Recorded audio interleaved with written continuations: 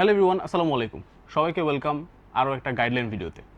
তোমরা যারা এইচএসসি পরীক্ষার্থী আছো, অনেকেই একটা কমন প্রবলেম নিয়ে আমাদেরকে ইনবক্স করো যে ভাইয়া, আমি তো 2 বছর ধরে পড়ছি, ক্লাস করছি, পরীক্ষা দিছি, আস্তে আস্তে শিখছি, অল আর গুড, কিন্তু যখন আমার এইচএসসি পরীক্ষা যত কাছে আসতেছে তত আমার একটা প্রবলেম হচ্ছে। প্রবলেমটা হচ্ছে ভাইয়া, আমি এখন সব গুলিয়ে ফেলতেছি। অর্থাৎ আমি ফিজিক্স পড়তে গেলে কেমিস্ট্রি ভুলে যাই, কেমিস্ট্রি পড়তে গেলে ম্যাথ ভুলে যাই, আর বাংলা ইংলিশ তো ধরাই হচ্ছে না, ভুলে যাচ্ছি সব কিছু। অর্থাৎ এতগুলা সাবজেক্টের প্রেশার একসাথে হ্যান্ডেল করতে গিয়ে আমার আসলে কোনোটাই ঠিকমতো পড়া হচ্ছে না।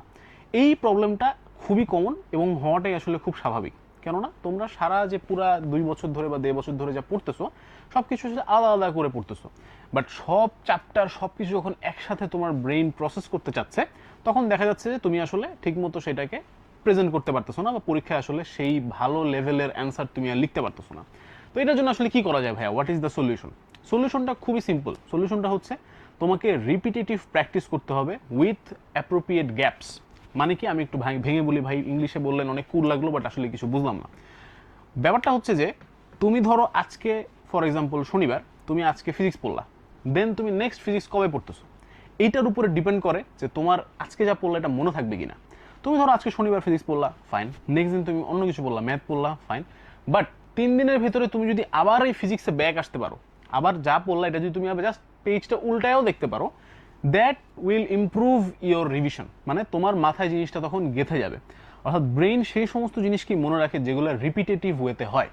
তুমি সেই রাস্তাটাই ভালো করে মনে রাখতে পারো যেই রাস্তা দিয়ে তুমি প্রতিদিন বাসায় যাও। সুতরাং তুমি যা কিছু পড়তেছো এইটা যেন within a short period of time তুমি আবার রিভাইজ করতে পারো, এইটা তোমাকে ইনশিওর করতে হবে। এছাড়াও আরেকটা best way to solve this problem is practice. অর্থাৎ তুমি ধরো আজকে ফিজিক্স পড়লা, তুমি আজকে ভেক্টরের ম্যাথ সলভ করলা, নদী নৌকার ম্যাথ সলভ করলা, ফর্মুলা শিখলা, শর্টকাট শিখলা, ফাইন। এখন তুমি যদি বইটাকে বন্ধ করে, গাইডটাকে বন্ধ করে, চ্যাট জিপিটিকে দূরে সরা রেখে ঠান্ডা মাথায় নিজে কয়েকটা প্রবলেম সলভ করো, তখন তোমার ব্রেন কিন্তু বুঝবে যে ও, এইভাবে জিনিসটা কাজ করতে হয়, এইভাবে এগুলো অ্যাপ্লাই করতে হয়। তখন তুমি অ্যাকচুয়ালি নদী নৌকার ম্যাথ না দেখে নিজের ব্রেন থেকে সলভ করতে পারবা। সো সলিউশনটা হচ্ছে যে তোমার ব্রেইনকে তুমি প্রপারলি প্র্যাকটিস করাচ্ছ না। তুমি যদি প্রপারলি প্র্যাকটিস করাও, দেন অ্যান্ড অনলি দেন তোমার ব্রেন ওগুলোকে মনে রাখতে পারবে এবং ভুলবে না। এবং হ্যাঁ, এখন রিপিটেটিভ প্র্যাকটিসের কথা আমি বলছি, তার মানে এই না যে তুমি ভেক্টর পড়ছো আজকে, ভেক্টরই তোমাকে পড়তে থাকতে হবে পরীক্ষার আগের দিন পর্যন্ত, না।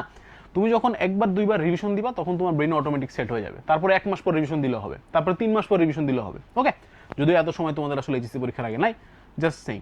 তো বুঝতেই পারছো আইডিয়াটা হচ্ছে যে ভাই, আমি পড়বো, না দেখে প্র্যাকটিস করব, এবং বারবার প্র্যাকটিস করব, বারবার রিভিশন দিব। তাহলে ব্রেনের ভেতরে জিনিসটা সেট হয়ে যাবে এবং পরীক্ষার হলে গিয়েও আমাদের জিনিসটা মনে থাকবে। কারণ স্বাভাবিকভাবেই তোমাদের যে বিশাল সিলেবাস, তোমরা পরীক্ষার আগের দিন হয়তো সব ম্যাথ, সব থিওরি, সব কিছু দেখে যেতে পারবে না। ইভেন পরীক্ষার 7 দিন আগেও দেখে যেতে নাও পারতে পারো। তার মানে তোমাকে এমনভাবে প্রিপারেশন নিতে হবে so that last moment preparation যদি আমি নাও নেই, তারপরও আমার পরীক্ষার হলে গিয়ে সব কিছু মনে থাকবে। অ্যান্ড এইটাতে হেল্প করার জন্য তোমাদের জন্য আমরা নিয়ে আসছি কিউএনএ এইচএসসি সাজেশন 2.0। এই বইটার মজার কিছু বৈশিষ্ট্য হচ্ছে, এই বইটাতে কোয়েশ্চেন পার্ট আর অ্যান্সার পার্ট আলাদা। অর্থাৎ এই প্রথম পার্টে আমরা দিছি হচ্ছে তোমাদেরকে সাজেশনস, অ্যান্ড এই বইটাতে তোমাদেরকে দিছি হচ্ছে সলিউশনস। তো লাভটা কোথায় ভাই, বা মজাটা কোথায়? মজাটা হচ্ছে তুমি এখান থেকে বুঝতে পারবা যে কোন টপিকগুলা তোমাকে পড়তে হবে পাস করার জন্য, কোন টপিকগুলো তোমাকে পড়তে হবে এ প্লাস পাওয়ার জন্য, কোন টপিকগুলো তোমাকে পড়তে হবে একদম ম্যাক্সিমাম টপার লেভেলের পারফরমেন্সের জন্য। সুতরাং তুমি যখন এই বইটা থেকে ভেঙে ভেঙে ধীরে ধীরে রিভিশন করতে থাকবা, অটোমেটিক্যালি তোমার ব্রেইনে সব কিছু সেট হয়ে যাবে। আর একটা কথা যে বললাম যে সলিউশনটা আগেই দেখো না ভাইয়া, নিজের একটু মাথা খাটাও, একটু চিন্তা করো। তোমাদের একটা খুবই কমন প্রবলেম এখন যে ভাইয়া একটু সমস্যা হচ্ছে, লেটস ডু চ্যাট জিপিটি, একটু সমস্যা হচ্ছে একটু গুগল করে দেখি, একটু জেমিনাই করে দেখি।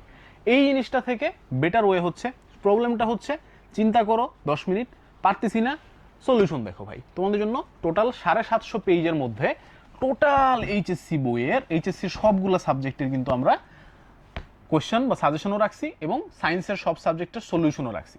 সুতরাং এর থেকে বেটার কোনো অপশন হতেই পারে না।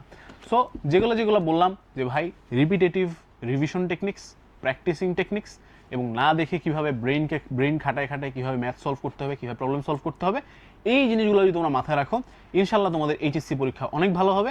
আর এইচএসসি পরীক্ষাকে অনেক অনেক অনেক ভালো করার জন্য তোমাদের যে জিনিসটা লাগবে সেটা হচ্ছে এইচএসসি কিউএনএ এইচএসসি সাজেশন 2.0। তো এখনই যাও ডেসক্রিপশন থেকে বইটা অর্ডার দিয়ে ফেলো এবং যে টেকনিকগুলোর কথা বললাম এগুলো করে করে প্রিপারেশন নেওয়া শুরু করে দাও। Thank you.